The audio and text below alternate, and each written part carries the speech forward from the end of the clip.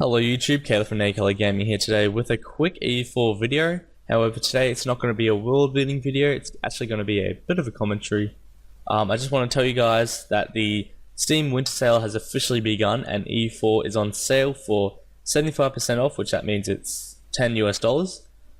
So if you guys have friends that haven't played E4 and they're kind of interested in strategy games, let them know about it because it's a very fun game and I think they can learn something from it. I know I certainly have, but anyway, this video today, the purpose of it is to explain to you guys and kind of give my 2 cents on the DLCs. And because the DLCs are also on sale, I think on average are about 66% off. Most of them are 66% off.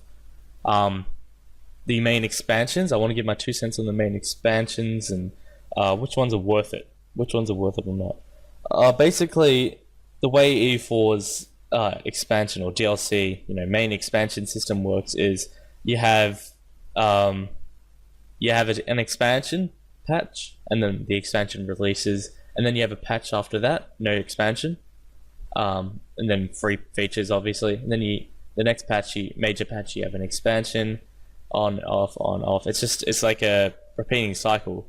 So I just want to show you guys, tell you guys that most of the features of most of the anticipated features of these DLCs are actually already in the game. It's just that these DLCs add a extra little charm to it.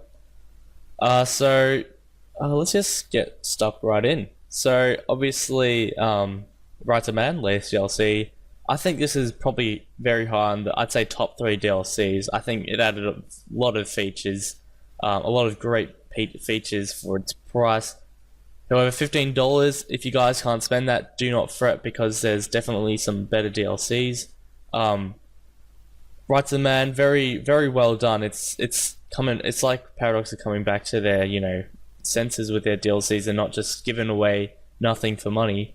I'll get back to that in a second, but yeah, I think Right to the Man, if you have the money to spend, if you have all the other DLCs, I know a lot of people have about 3 of them, maybe don't have the rest. I happen to have all of them. Yeah, if you have the money to spend, if that's the only DLC you don't have, sorry, then I'd say just do it. I think it's $15 or $10, I can't remember. But other than that, let's move on. Mare Nostrum is one of those DLCs that Paradox didn't really put a lot of content in for its price. Obviously now it's dropped considerably. I think it's $5 on the sale. It's dropped considerably in price, and I think now it's actually kind of worth it. However, for the asking, I bought about 5 months after it came out, and it was about $10. So I was like, oh, I'll just blow it just so I have all the DLCs. Mare Nostrum, at the start wasn't really worth it. On sale now, I think it's still a very valuable DLC to have. It adds condottieri. Off the top of my head, it adds condottieri, map sharing, trading post, fictitious religion. Although that's a free feature, sorry. Yeah, it just adds a small amount, but for $5, I think it's worth it. Cossacks was a pretty good DLC. The main feature is the estate system, and I believe the estate system is a very useful feature. Basically, you can get admin, military, and diplo points very cheaply, very easily. It gives you some bonuses such as national tax modifier and other things like that. So I think the Cossacks is actually a very at the asking price of $20, it wasn't worth it. Definitely wasn't. Same with Mare Nostrum. However, it's dropped price, and I think it's around $6 on the sale now. So I think that's very worth it. DLC. It adds estates. It's a very cool feature. However, at the asking price of $20, it's probably better off to get it right now on sale than ever. Unless it goes down in price, obviously, but obviously won't go down in price too soon. The common sense DLC, that's one of the small ones. In fact, I'll just list a small one. I think Wealth of Nations was considered a large expansion. Res Publica, Common Sense, the mini expansions they called them. However, the ones I'd call a quote-unquote small expansion based on the gravity of its changes is Wealth of Nations, Mare Nostrum, and Common Sense. I don't think they added that much to the game that wasn't already in. You know, they just added small features. Obviously, they did add to the game, but regardless. Common Sense adds, I believe, English monarchy. I think it added the English monarchy government type. It all added all parliamentary features, stuff like that. For example, if you're a constitutional monarchy, you can have a parliament, you can get bonuses and things like that. It wasn't, yeah, it wasn't $20. Obviously, it's pretty cheap, but it didn't add much to the table when it first came out. Right now, it's on sale probably for something like $2. I'm just gonna throw that out there. It's probably $2 or something like that. So I think it's worth getting, just as a small little gift for yourself. Treat yourself for Christmas. So yeah, I think that's a pretty good DLC to get. But however, it's definitely not required. Now, El Dorado. So people always ask me what DLC I use to make the world building videos, and the answer is El Dorado. I use El Dorado to have the custom nation feature, and essentially, as the name suggests, it allows you to make your own custom nations at the beginning. You go on options, custom setup. You know, you do your little custom setup there. El Dorado added a few features. I think it added these two religions, mine and Nahualt. The hell? Okay. Also added a lot of nations here. And added a Doom feature. I believe it added a Doom feature. I think it also added the ability to. Oh no, that's Art of War.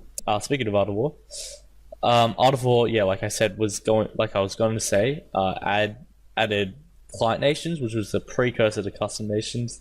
Essentially, once you hit like 28 admin tech, you could make your own nations, and it was pretty neat. I'm not gonna lie. Art of War is arguably the best expansion for EU4. However, people say it's the best expansion due to the free features, such as the 30 Years War, the religious war in HRE, and add a lot of HRE, diplomacy mechanics and stuff like that. I think they say it's the best DLC because of its free features, but honestly, I think the paid features are very well done. It's a very worthwhile DLC for the price it's asking at now. I think it's let's go down. Whatever DLC is. Oh, it's right to man. Let's go back up. DLC. I see. Mare Nostrum $5. Common Sense $5. Oh wow. Okay. El Dorado $5. El Dorado $5. Get that now, guys. That is so good. That is so worth it. Yeah. So you see these DLCs about $2. Where is it? Right to man. Art of War. I've missed it, haven't I? Oh, here. $6.79 US. I think this is a very worthwhile DLC to get for the paid features as well, because in fact, now that we've got this page up, let's bring this up. Features. 30 Years War. Adds unique mechanics. Napoleonic era. It adds revolutions. Revolutions are, well, revolutionary. That's such a great feature. It adds the ability to do marches, to turn your vassals into marches. It adds army templates. That was a very fun mechanic. So you can build your army template and you just build it in one click. Added a lot of diplomacy features that people take for granted. Fight for your subjects courses spell. That is a very useful feature. That is so good. Other than that, that's about it. Yeah, Art of War, very good DLC. Go get it. That's so good. Res Publica, one of those mini DLCs. I don't think it's that worth it. It allows you to, I don't think it's that worth it. Although it does add the ability to set a national focus. In fact, I've completely forgotten what Res Publica even has done. Let's pop it in. $2. At $2, I would probably just go for it. Adds Republican dictatorship. New idea groups. I'm not sure what that means. Maybe that's okay. That's random. New election event. New events for the Dutch Republic. That sort of thing. Faction system. very small DLC. It allows you to, I think either it was Common Sense or Res Publica. It allows you to do national focus. I forgot, but very small DLC. I don't think it's worth it. However, if you have the money to spend $2, it does add some small, not flavor, but actual adds new mechanics to the game, such as for the Dutch republics and stuff like that. Next is Wealth of Nations. I'm actually going to bring this up because I've forgotten what Wealth of Nations, you know, all these new DLCs, I actually know what they're for. I got Wealth of Nations years ago. 2 years ago, probably. Okay, so Wealth of Nations allows you to create trade conflicts. Wow, okay, I didn't know that. Took that for granted. It allows you to use privateers. Oh, trade capitals. That's pretty useful. It allows, essentially, it gives you, the DLC gives you a free merchant. That's, in basic terms, that's exactly what it does. Trade capitals allow you to collect from a trade node without the use of a merchant. So I think that's pretty useful. I think they increase the bonus. Yeah, there you go. And it also allows you to establish trade companies.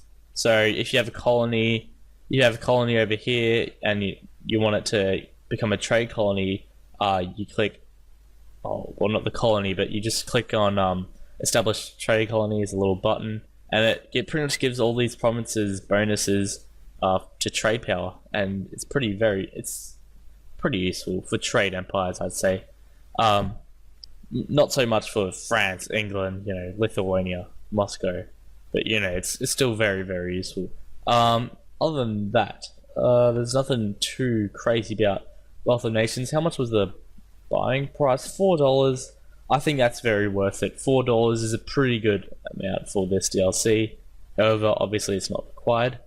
On to Conquest of Paradise. Conquest of Paradise was the first DLC for expansion DLC, sorry, for Europa Universalis 4. I remember getting that. It was like Australia Day, and I got it, and it was pretty fun. This is when I first started playing EU4. I think Conquest of Paradise adds colonial nations. I think that might have been a free I've forgotten.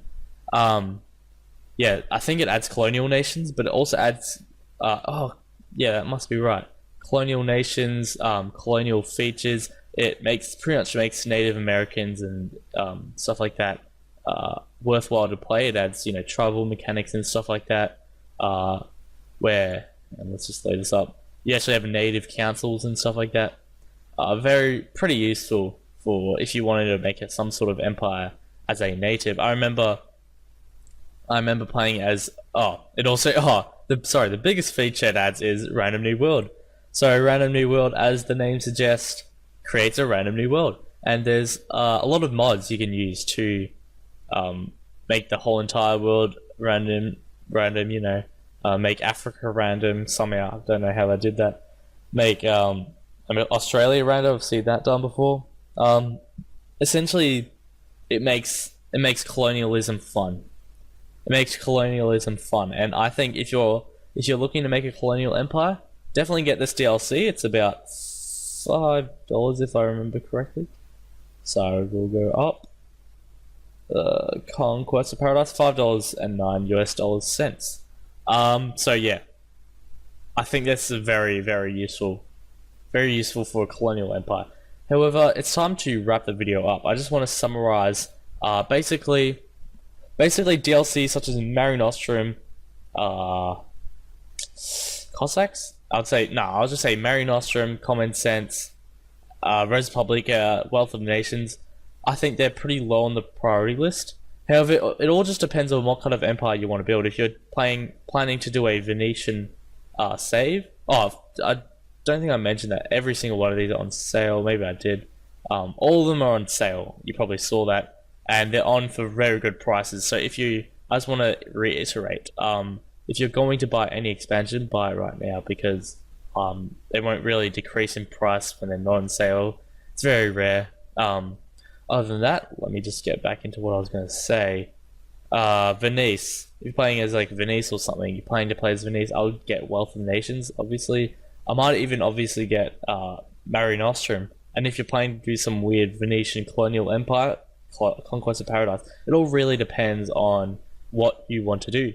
Conquest of Paradise, colonial nations. Oh, sorry, Conquest of Paradise for colonial empires. You know, if you want to do that. Wealth of Nations for trade empires, if you want to do that. Res Publica. There's nothing really you can do. Art of War, Central Europe. I'd say European Power or Central European Minor. That's a very useful, or HRE minor, I should say. El Dorado, for a random new world, if you're planning to do some world building videos. Common Sense, if you want to play as England and you want the English monarchy feature and a lot of parliamentary features. The Cossacks, if you're playing as, there's a lot of events for nomads. Playing as nomads for the Cossacks is very, very fun. Although you do get uprisings a lot. So Cossacks, if you wanna have the estates feature, very useful feature. I love it. Although it does add a bit more micromanagement to the game. Mare Nostrum. The main feature it does add is it allows you to form Rome, and apart from that, it doesn't really do much. It adds the Roman Empire as a government type, I think. Basically, you just have to own all the Mediterranean Sea. You have to own London, Zealand, Vienna, Paris, and stuff like that.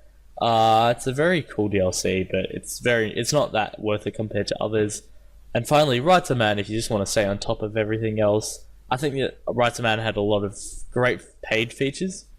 A lot of them suggesting should have been in the free patch, but that's a story for another time. So yeah, Rights of Man, if you're just looking to stay on top, you know, it's a very good DLC. Obviously it's not as good as other other ones, but I'd say Rights of Man is still very worth it. Even at $15, I think it was at $15, that's a very, very worth it DLC. Anyway, I hope you guys enjoyed this quick little video. I might do one for Crusader Kings 2, you know, Paradox Interactive's Medieval EU4, I'll just say that. I might do one for CK2 because I know a fair amount of people do play CK2. I play CK2, and that has a lot of DLCs. A bit of a controversial thing with that because, you know, it's a bit lackluster with the content.